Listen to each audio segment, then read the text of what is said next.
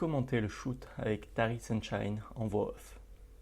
Niveau matos, j'avais deux objectifs, un 35 mm et un téléobjectif, un 50-140 mm de chez Fujifilm, avec un X-T2. La plupart des photos ont été faites avec le 35 mm, j'étais la plupart du temps AF2 avec la vitesse et ISO adaptés aux conditions lumineuses.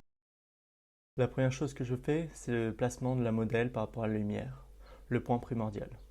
Même si ici on avait une lumière relativement changeante, je la place à l'ombre, juste à la limite du soleil, pour avoir une réflexion par le sol naturel, et du coup une lumière douce. Le deuxième point, c'est toujours de mettre sa dragonne, ce que je fais au bout d'un certain temps. Voici du coup les premières photos.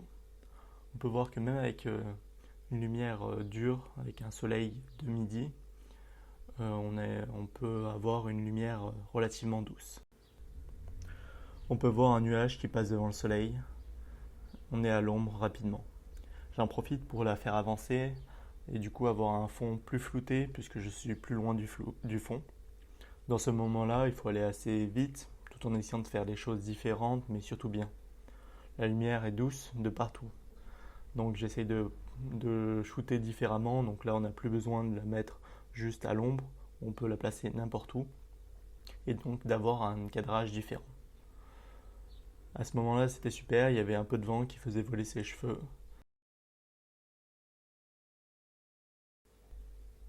Bon, même si on voit mon boule, car j'avais pas pensé être sur le cadrage, le but c'est de prendre Tari avec le chemin par derrière pour former une ligne directrice sur elle.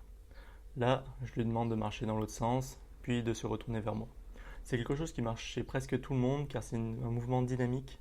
Les personnes du coup ne vont pas penser à leur pose, aux expressions qu'elles font, et du coup il y aura une expression beaucoup plus naturelle et spontanée. Changement de lieu, j'ai tenté dans la forêt avec autour d'elle des arbres qui l'englobaient. Un endroit plus difficile à gérer car il y a de la lumière qui vient de partout. Je tente au départ avec une photo avec le grand angle qui normalement est l'objectif pour filmer. Du coup on peut avoir des rendus totalement différents en fonction de l'objectif utilisé. Là, un 16 mm, donc on a l'atmosphère de toute la forêt. Et après, un 90 mm, donc le téléobjectif, on a un portrait avec des arbres qui vont faire un cadre autour de Tari. On va un peu plus loin dans la forêt, donc avec des feuilles. Donc là, je mets Tari derrière les feuilles, et comme c'est le consigne, de jouer avec ces feuilles et de lui laisser décider de faire ce qu'elle veut. Ici, ça change car il y a d'autres choses que juste la caméra. Les personnes donc, ont une sorte de petite bulle autour d'elles. Elles sont généralement plus détendues, plus aptes à se lâcher, et pour avoir encore un rendu qui est naturel et spontané. Et le dernier lieu, dans l'herbe. Ici, on l'a fait allonger et on va la customiser dans les pâquerettes. Timelapse maintenant.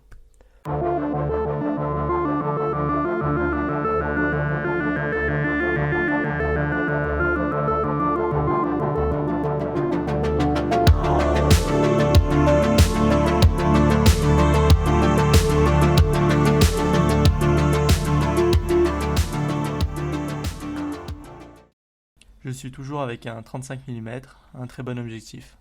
Et j'ai encore oublié la dragonne. D'ailleurs, il y a quelques photos où on voit la dragonne. Le 35 mm est très bien pour ce genre d'exercice. On n'a pas trop de recul, sauf monter dans un arbre ou apporter une chaise. Je fais différentes expérimentations d'un peu plus près pour un rendu un peu cinématographique, ou d'un peu plus loin, ou encore à la fin sur le côté. Après, il ne faut pas oublier de prendre la modèle en photo quand elle se relève.